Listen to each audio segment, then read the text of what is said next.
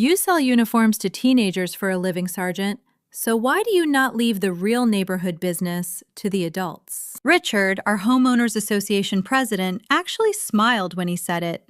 He was waving off my concerns about an 80-year-old disabled veteran he was trying to ruin over overgrown grass. He looked at my crisp recruiter badge and decided I was just a saleswoman who would quietly fold. To understand how his arrogant assumption completely destroyed his little suburban kingdom, I have to go back. My name is Maya. I am 38 years old, and for the last 19 of them, I have served in the United States Marine Corps. My current rank is Gunnery Sergeant.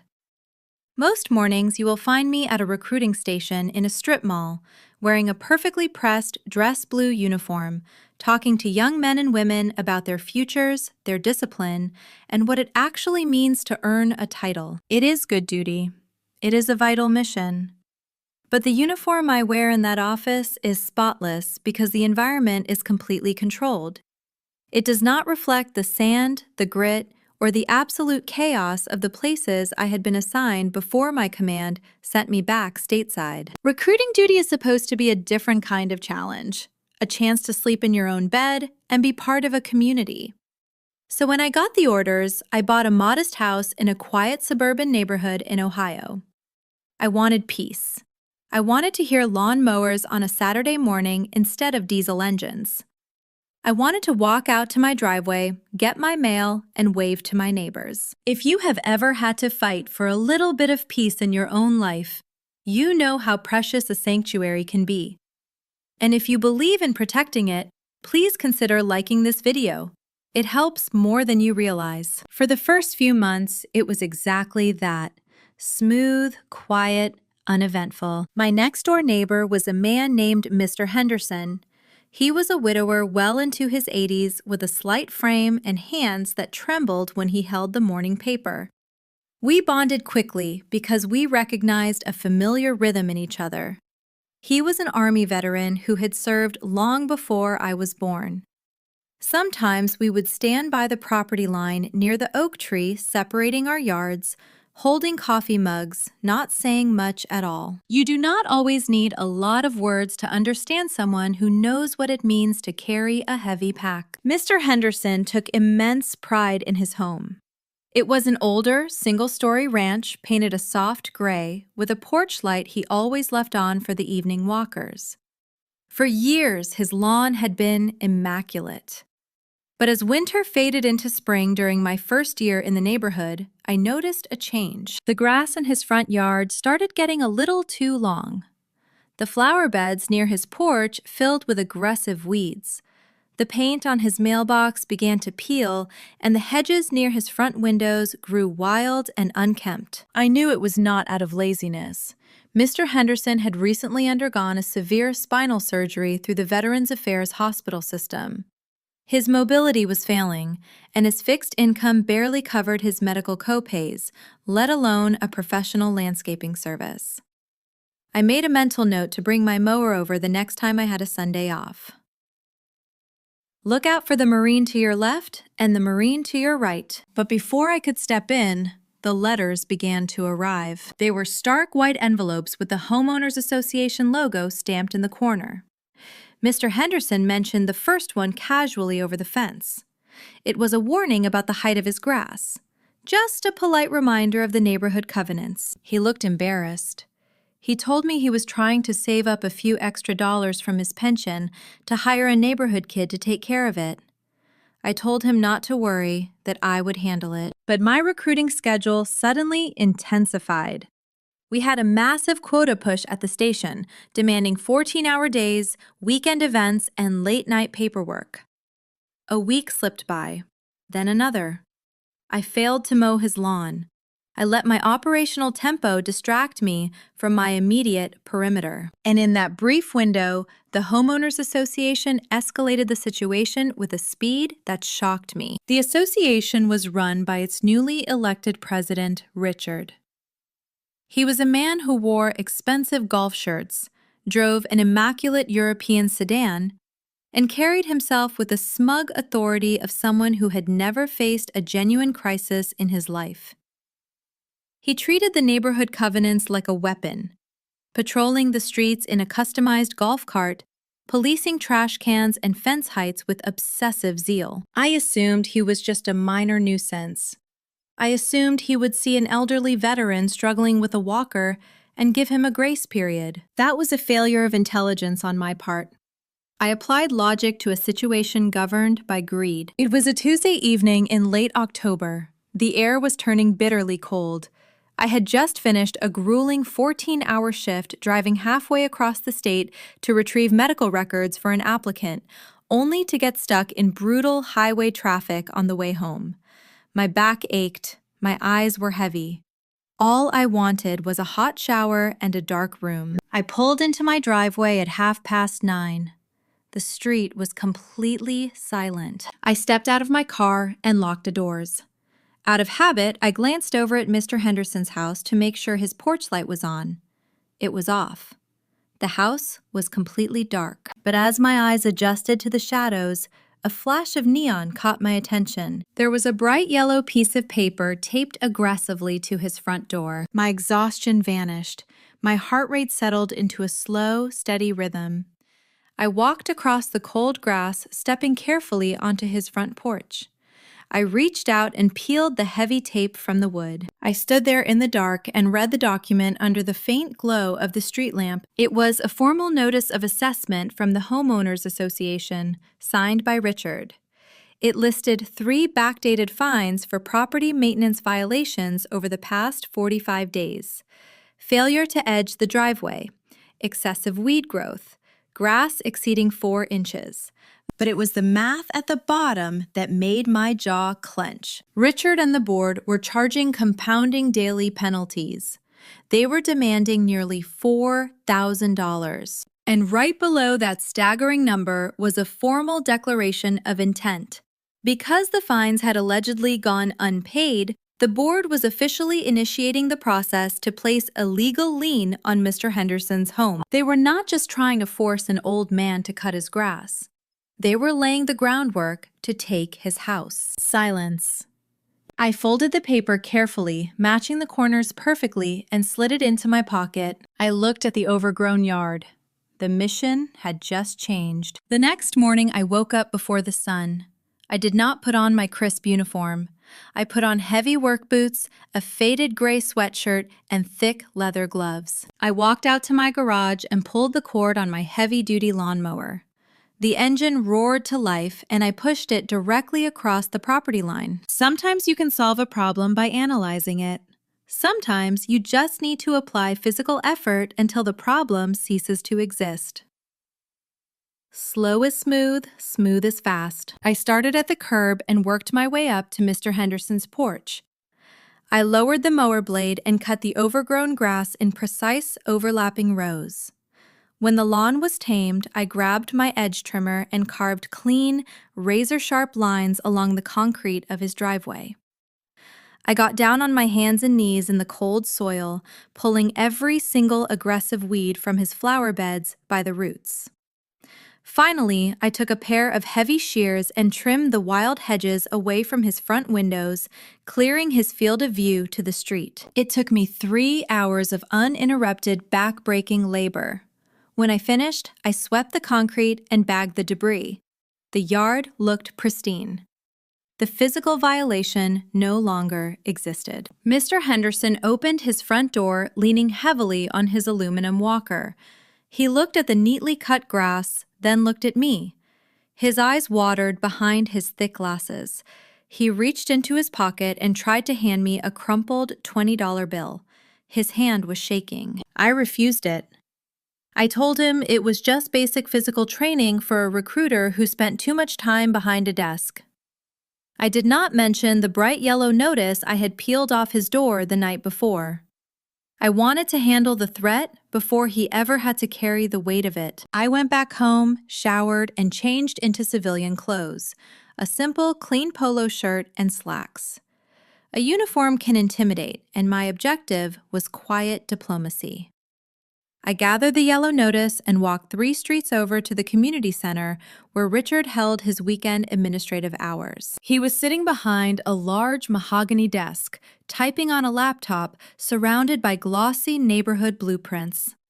He looked up and offered a tight, practiced smile. "Good morning, Maya," he said, not standing up. "To what do we owe the pleasure?" I stepped into his office, keeping my posture relaxed and my voice entirely level. Facts over feelings. "Good morning, Richard," I said. "I am here regarding the assessment notice placed on Mr. Henderson's door last night, the fines over his yard maintenance." Richard leaned back in his leather chair and steepled his fingers. He had the patronizing look of a man who enjoyed pretending to be burdened by his own authority. "Ah, yes, the neighborhood blight," Richard sighed. "It is an unfortunate situation, but the covenants are quite clear, Maya. We have to maintain property values for everyone." "I agree that standards are important," I replied smoothly. "But Mr. Henderson is 80 years old. He recently had major spinal surgery at the Veterans Affairs Hospital. He physically cannot push a mower, and his fixed income does not allow him to hire a landscaping crew. The yard fell behind because of a medical crisis, not defiance." I placed the yellow notice on his desk. "Furthermore," I continued, "the property is now in full compliance. I spent the morning bringing it up to standard. I will be maintaining it personally from now on. Since the issue is permanently resolved, I am asking the board to waive the backdated fines and remove the threat of a property lien." Richard looked at the paper, then looked at me.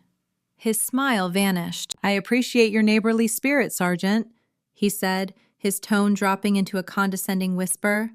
"But the board does not deal in charity. The yard being cleaned today does not erase the violations of the past 45 days. The amount you are demanding is $4,000, I said quietly, "for tall grass. That is not about property values. That is predatory." Richard stood up, placing his hands flat on his desk. He looked me up and down, calculating my threat level and assigning me a 0. "It is policy," Richard corrected sharply. "And frankly, the board is tired of dealing with these older properties dragging down the aesthetic of our premium community. If an elderly resident can no longer afford the upkeep or the fines required to live here, perhaps it is time they sell their home and move to an assisted living facility." He was perfectly comfortable saying it out loud. Not because he was right, because he thought he was untouchable. He was weaponizing the bylaws to financially bleed an elderly, disabled veteran, hoping to force a distress sale so a younger, wealthier buyer could take the property. He thought I was just a simple saleswoman who would nod and walk away. I did not raise my voice. I did not threaten him. "You are leveraging a man's medical crisis to steal his home," I stated flatly. "I am enforcing a legally binding contract," Richard snapped. "And since you want to play lawyer, let me refer you to Section 4, Paragraph B of the bylaws you signed. Any remediation performed by an unlicensed third party, like a neighbor after a final notice is issued, is legally invalid." He tapped a manicured finger on the desk. "Because you cut his grass and not a bonded commercial contractor, the violation technically still stands," Richard said, a cruel, triumphant smirk returning to his face.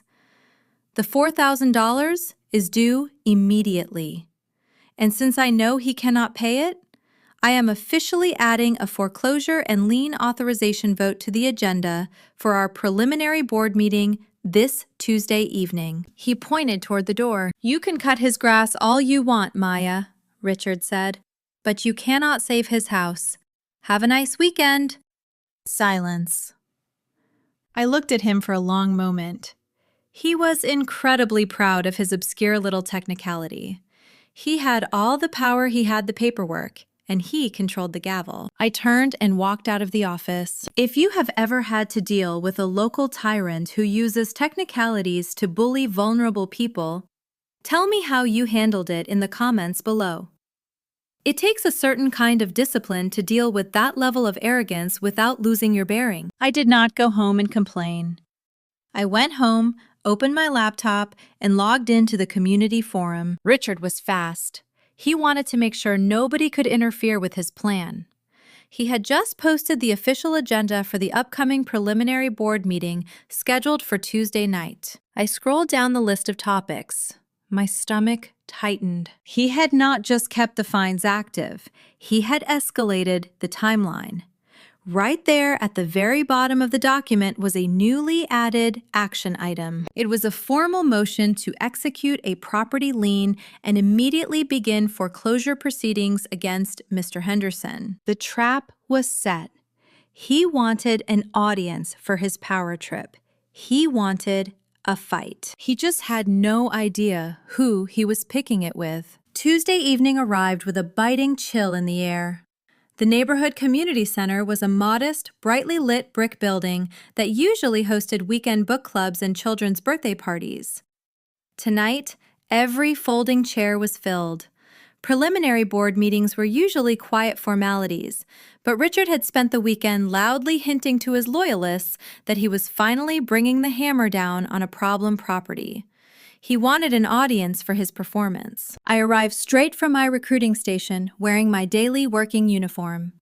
The perfectly pressed khaki shirt, the dark trousers with the blood stripe down the seam, the polished brass, and the silver recruiter badge resting on my chest. I carried a single manila folder containing Mr. Henderson's medical discharge, the proof of his fixed income, and time-stamped photographs of his immaculate front yard. I took a seat in the back row and waited. Richard sat at a raised table at the front of the room, flanked by two silent board members. He held a wooden gavel. He spent the first 45 minutes of the meeting projecting absolute authority, shooting down resident requests for minor fence extensions, and debating the approved color palette of holiday decorations. He loved the sound of his own voice echoing through the small public address system. Finally, he cleared his throat and looked deliberately toward the back of the room. "That brings us to action item number 9, Richard announced, his tone dropping into a practiced, solemn register. The enforcement of delinquent penalties and the formal authorization of a property lien regarding the residence of Mr. Henderson." A low murmur rippled through the folding chairs. Several residents looked surprised. Foreclosure was a massive escalation over lawn care. I stood up. I walked calmly down the center aisle and stopped at the small wooden podium reserved for community input. "Mr. President," I said, projecting my voice so the microphone was unnecessary, "I am formally requesting that the board permanently drop this motion. I have submitted documentation proving that Mr. Henderson is an 80-year-old veteran recovering from severe spinal surgery. The lapse in yard maintenance was a medical crisis, not negligence. Furthermore, I have personally brought the property into absolute compliance, and I have guaranteed its upkeep moving forward." I placed the manila folder on the edge of his table. "The physical issue is resolved," I continued smoothly. "Therefore, the demand for $4,000 in punitive fines is predatory. Proceeding with a lien against an elderly neighbor over temporary tall grass violates the basic decency of this neighborhood." A few people in the audience nodded. A woman in the second row whispered her agreement. It was the logical, correct solution, and Richard could feel the room shifting slightly away from his control. He did not look at the folder. He simply pushed it back toward me with a single finger. Richard leaned into his microphone. He did not look angry. He looked amused. "I appreciate the emotional appeal, Maya," Richard said slowly, adopting a tone of deep fake sympathy. "But as I explained to you in my office, your unlicensed yard work does not negate a legal violation. The board operates on legally binding covenants, not charity." He paused, looking around the room to make sure he had everyone's absolute attention. He wanted to reassert his dominance, and he decided the fastest way to do that was to completely diminish the person challenging him. He looked at my khaki shirt. He looked at the silver badge on my chest. "You sell uniforms to teenagers for a living, Sergeant?" Richard said, a cold, arrogant smile touching his lips. "So why do you not leave the real neighborhood business to the adults?" The room went completely silent. A few of Richard's supporters chuckled nervously. The other board members shifted in their seats, suddenly refusing to make eye contact with me. They all waited for the explosion. They expected the stereotyped reaction of a humiliated military woman. They expected me to demand respect, to shout about my rank, to pound my fist on the podium, and to give Richard the exact excuse he needed to have me legally removed from the building. That is the underestimation. People see a calm demeanor and mistake it for weakness. They see a recruiter's badge and assume your entire career has been spent handing out glossy brochures in an air-conditioned shopping mall. They do not realize that restraint is a choice, and that true discipline means never reacting when you can respond instead. If you have ever had to bite your tongue and walk away from an arrogant insult because you knew you were playing a longer, smarter game, tell me how you kept your composure in the comments below. It takes immense restraint to stay quiet. I did not argue. I did not defend my service. I did not utter a single word. Silence is a weapon if you know how to wield it. I looked at Richard for 3 full seconds. He shifted slightly in his expensive leather chair, his smile faltering just a fraction of an inch as the silence stretched on too long. I simply picked up my manila folder, turned around, and walked completely out of the community center. I heard the sharp crack of his wooden gavel as the heavy double doors swung shut behind me. He thought he had won. He thought he had broken me in front of the neighborhood, and that the path to Mr. Henderson's house was entirely clear. I walked across the dark parking lot to my truck. I did not go home to complain or vent my frustration.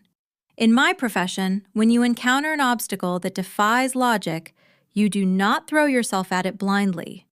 You identify its structural weakness, and you call in the appropriate assets to dismantle it. I sat in the driver's seat, turned on the dome light, and took out my phone. I did not call a lawyer.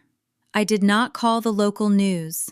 I bypassed my local command contacts and dialed a number I had not called in 3 years. The phone rang twice. "Miller?" A gruff, authoritative voice answered. "Colonel Miller, sir," I said. "This is Gunnery Sergeant Maya." There was a brief pause, and then the voice warmed instantly.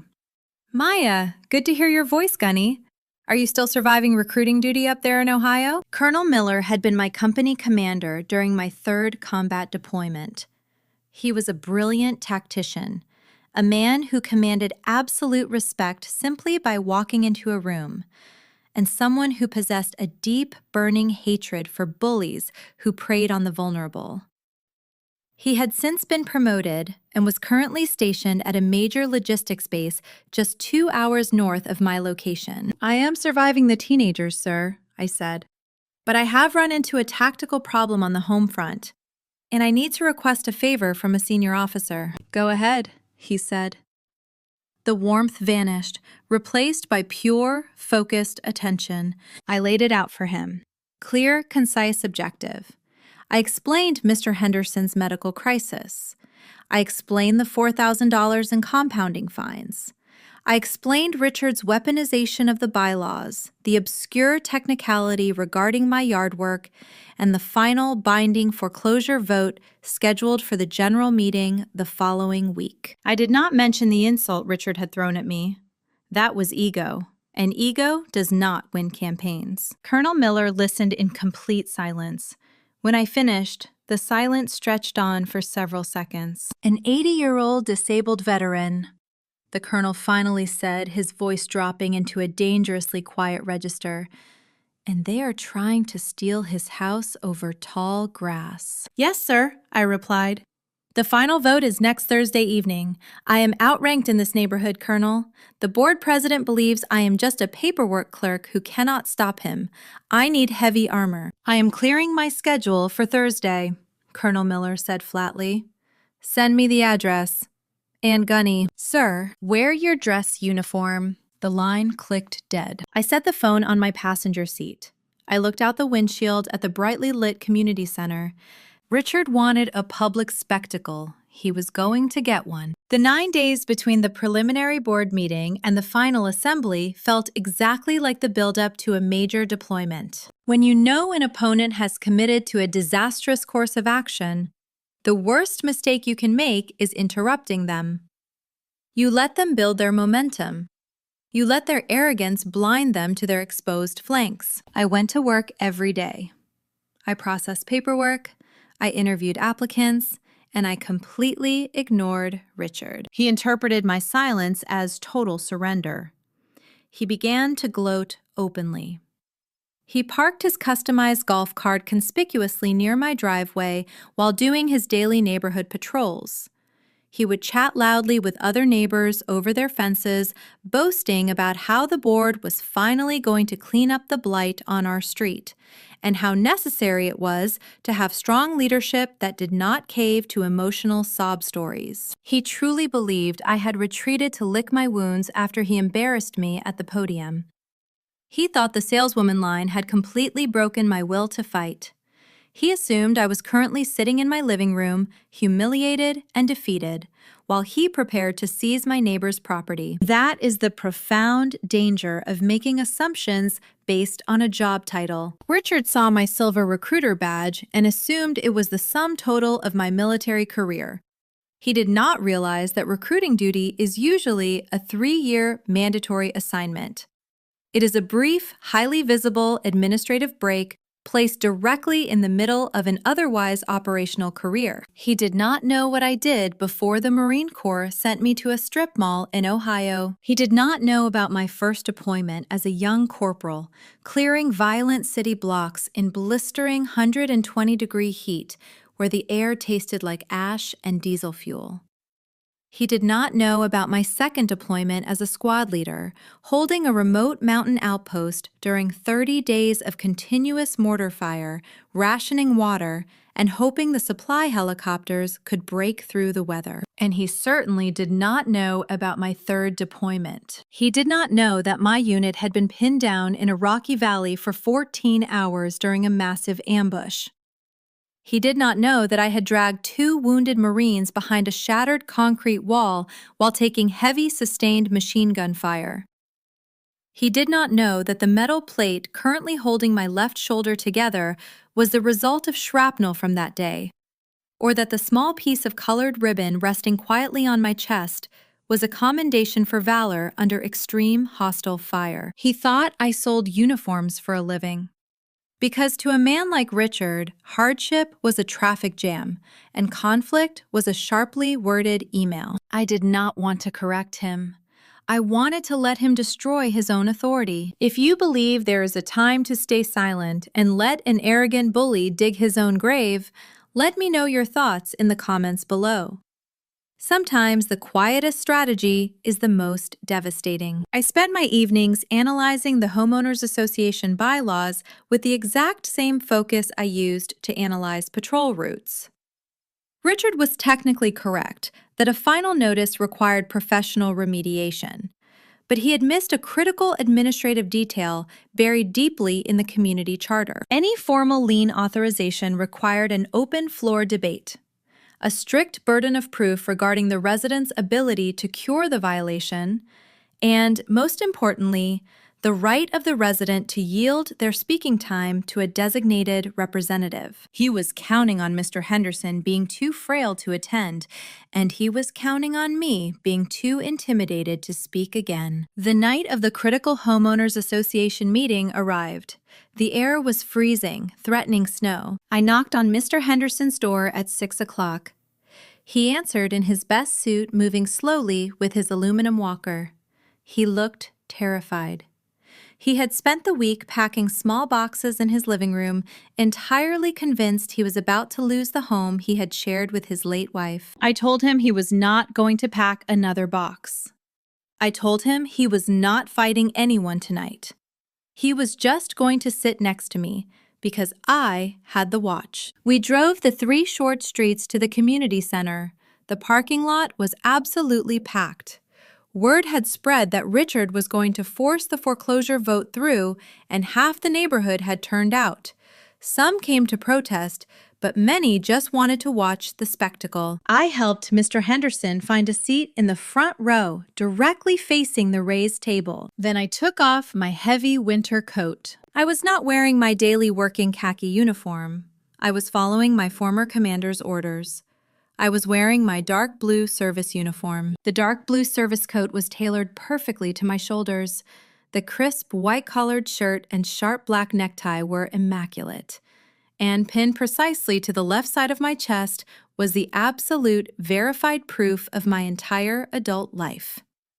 3 rows of ribbons, multiple bronze deployment stars, a purple heart, and a heavy brass badge representing expert marksmanship. I was no longer the saleswoman he thought he had humiliated. A quiet murmur rippled through the room as I took my seat next to Mr. Henderson. Several people stared. It is one thing to see a woman in a polo shirt cutting grass. It is quite another to see a Marine in full ceremonial dress sitting quietly, staring straight ahead with absolute terrifying calm. Richard walked to the front table a few minutes later, flanked by his usual board members. He saw my uniform. He stopped for a split second, his eyes narrowing. I could see the tiny gears turning in his head. He recognized it as an intimidation tactic, but his ego immediately dismissed it. He gave a short, dismissive scoff, pulled out his chair, and sat down. He looked out over the packed room, enjoying the absolute silence he commanded. He had his audience, he had his legal documents. He assumed he was completely in control of the narrative. Richard raised his heavy wooden gavel high in the air, ready to strike the block and call the critical meeting to order. He was entirely unaware of the heavy, deliberate footsteps echoing down the tiled community center hallway just outside the double doors. Richard brought the heavy wooden gavel down onto the block. The sharp crack echoed across the silent, packed room, signaling the start of his final performance. "I call this general meeting of the Homeowners Association to order," Richard announced smoothly, leaning aggressively into his microphone.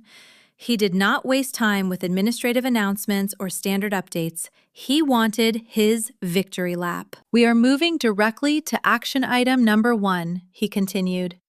The formal execution of a property lien and the commencement of foreclosure proceedings regarding the property of Mr. Henderson for gross, sustained violations of the community standard and a total failure to remit $4,000 in lawful fines." He looked down at me from his raised table. A smug, patronizing smile touched his lips. He saw my uniform and entirely misread the situation. He thought it was a desperate costume worn by a defeated woman. "According to our bylaws," Richard said, his voice dripping with condescension, "the homeowner in question, or his designated representative, is allotted 5 minutes of open floor time to speak before the board casts its final binding vote." He gestured lazily toward the small wooden podium at the front of the room. "Sergeant," Richard said, emphasizing my rank like it was a punchline.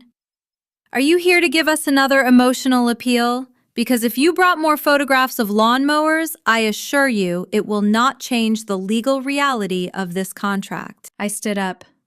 I smoothed the front of my blue coat, walked to the podium, and gripped the edges of the wood.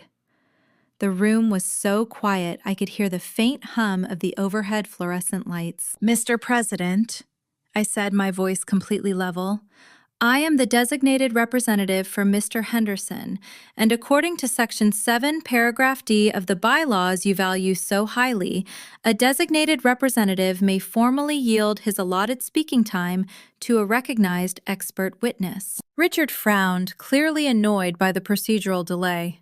He rolled his eyes at the audience. "Fine. You want to yield your time? To whom?" "To my guest," I replied calmly. The heavy double doors at the back of the community center swung open. Every single head in the room turned. Colonel Miller walked down the center aisle. He was a tall, incredibly broad-shouldered man in his late 50s, wearing the immaculate Service Alpha uniform of a senior Marine Corps officer. The silver eagles of his rank gleamed brightly on his collar. A massive rack of colored ribbons spanned his chest, speaking to decades of high-level command and severe combat leadership. He did not simply walk. He marched. His heavy black leather shoes cracked against the linoleum floor with absolute rhythmic precision. He stopped perfectly beside the podium, turned sharply and locked his eyes directly onto Richard. Richard's smug smile vanished instantly. The color entirely drained from his face. He gripped his wooden gavel, suddenly looking very small and incredibly fragile behind his large mahogany table. "I yield the floor to my former commanding officer," I said quietly, stepping back to stand beside Mr. Henderson. Colonel Miller did not need the microphone. His voice carried the booming, effortless authority of a man accustomed to commanding thousands of personnel in the worst conditions on Earth. "My name is Colonel Miller," he stated, his voice ringing through the room and vibrating in the chest of everyone sitting in the front row. "I am the commanding officer of the Regional Logistics Base. I am here as an expert witness regarding the character, the capability, and the exact operational record of the Marine you attempted to humiliate in public last week." He pulled a thick, official-looking file from under his arm and slammed it loudly onto the table directly in front of Richard. Richard jumped slightly in his leather chair. "You stated for the public record that Gunnery Sergeant Maya merely sells uniforms to teenagers for a living," Colonel Miller said, his tone turning to pure, frozen steel. "You assumed her current recruiting assignment was the entirety of her service. You assumed she lacked the discipline to understand the complex neighborhood business you oversee." Colonel Miller opened the file. "Let us correct the record," the colonel commanded. "Before the Marine Corps assigned this Marine to a recruiting station, she completed 3 combat deployments to active, hostile war zones. During her 3rd deployment, her patrol was subjected to a 14-hour sustained ambush." The room was dead silent. A woman in the 3rd row gasped softly, pressing her hand over her mouth. Under heavy machine gun fire, Colonel Miller continued, his voice echoing off the brick walls. "Gunnery Sergeant Maya personally dragged 2 critically wounded Marines to safety, sustaining significant shrapnel injuries to her own shoulder in the process. She refused medical evacuation until her squad was entirely secure. She holds a Purple Heart. She holds a Navy and Marine Corps Commendation Medal with a Combat V for Valor." Colonel Miller leaned forward, placing his large hands flat on the table, looming over Richard like a storm cloud. "She does not sell uniforms," the colonel said softly with lethal precision.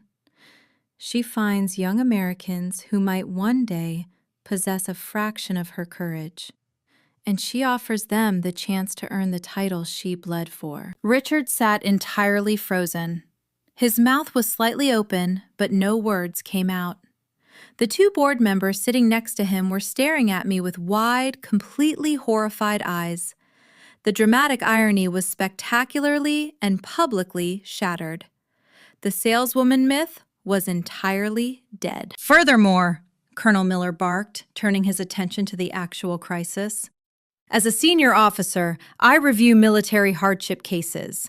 I have reviewed your demand for $4,000 in punitive fines against an 80-year-old disabled veteran recovering from spinal surgery." He pointed a single steady finger directly at Richard's chest. "You manufactured a predatory fine by ignoring his medical reality," the colonel declared. "You used an obscure technicality to reject valid remediation by a highly decorated neighbor. And you did it specifically to force a distress sale. That is not property management. That is financial extortion." Colonel Miller turned to face the packed audience. "If this board executes a lien on this elderly veteran's home tonight," he announced to the room, "I will not leave it as a quiet neighborhood dispute. I will personally contact the Regional Veterans Advocacy Clinic, the State Attorney General's Elder Abuse Task Force, and every major television news affiliate in this state. By Monday morning, this association will be under federal investigation for predatory practices against a disabled senior citizen." He turned back to Richard. "Do we have an understanding, Mr. President?" Colonel Miller demanded. Silence. Richard swallowed hard. His arrogant facade had entirely collapsed under the crushing weight of reality. He looked out at the audience, desperate for a friendly face, but the neighborhood was glaring back at him with absolute, unmasked disgust. The people who had blindly supported his strict rules now fully understood what kind of coward he actually was. He looked at me standing quietly in my uniform. He realized he had never held any power over me at all. He had just mistaken my absolute trained restraint for weakness. Richard, red-faced and stammering, tried to regain control of his shattered meeting. His hands shook violently as he grabbed the handle of his wooden gavel. "Now see here!" Richard choked out his voice, thin and hollow, as he desperately raised his gavel high into the air. "I will not be threatened in my own building. I order you out of this room." He looked pleadingly at the board members sitting to his left and his right, silently begging them to back him up and enforce his authority. He prepared to strike the block. Both of them slowly stood up, turned their chairs away from him, and crossed their arms. Richard stared at his own board members in absolute disbelief.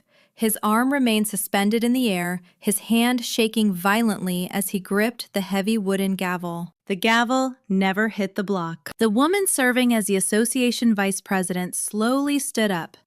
She had spent the past year quietly nodding along with Richard's aggressive policies, but the crushing weight of the truth in that room had finally snapped her awake. "We are not forcing a disabled combat veteran out of his home over a lawn," she announced, her voice trembling slightly but growing stronger with every word.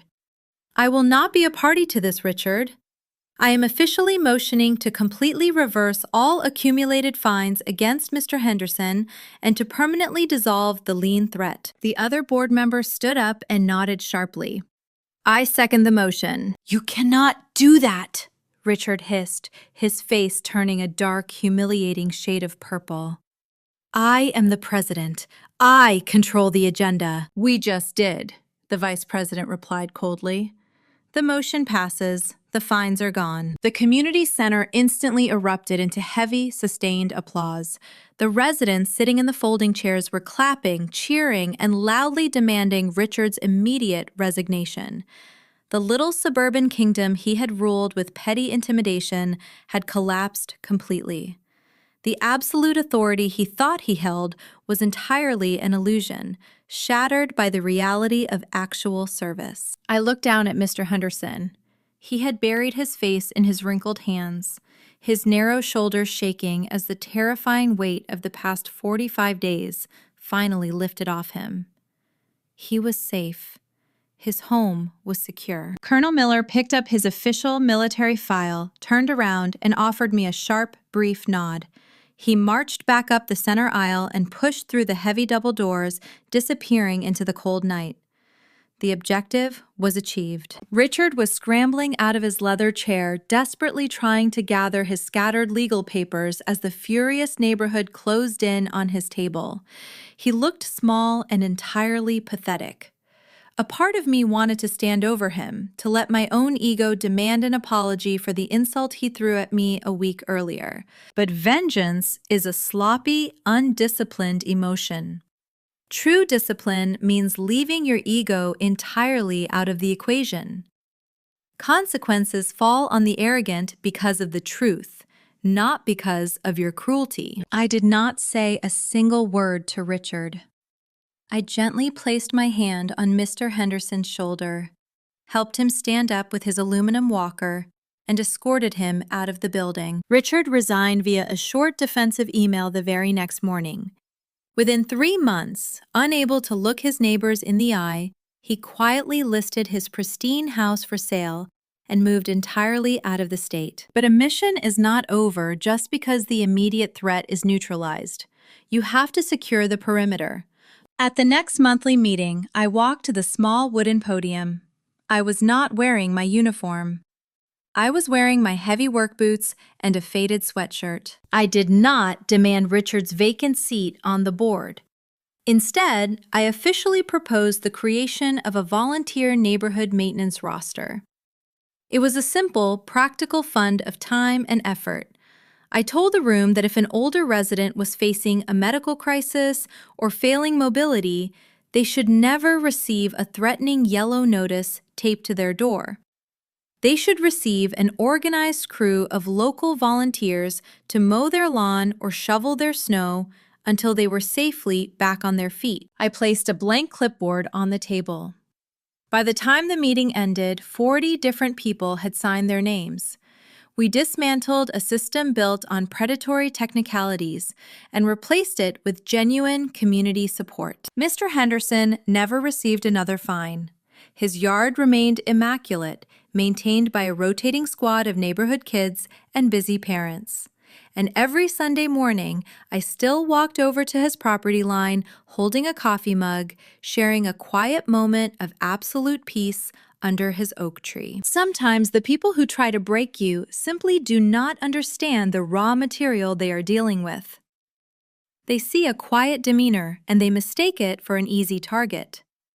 They see a polite smile or a recruiter's badge and they assume you will simply fold under pressure. Let them assume. True discipline is never loud.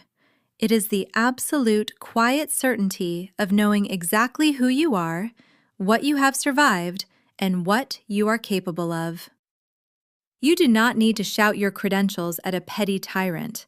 You simply need to gather your undeniable proof, hold your ground, and wait for their own blind arrogance to spring the exact trap that destroys them. Not because you want to destroy them, because you refuse to let them break the vulnerable people you are sworn to protect. If you believe that true strength is about standing up for those who cannot stand up for themselves, please hit the subscribe button.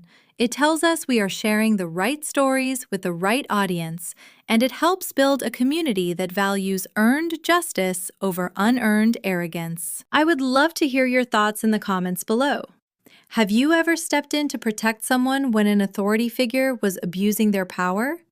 And what action did you take to ensure the situation was resolved fairly? Share your experience, and I will read as many as I can. Keep your bearing, protect your peace, and I will see you in the next story where a wealthy corporate heir attempts to fire his veteran security chief over a parking dispute, only to discover exactly whose name is actually on the building deed.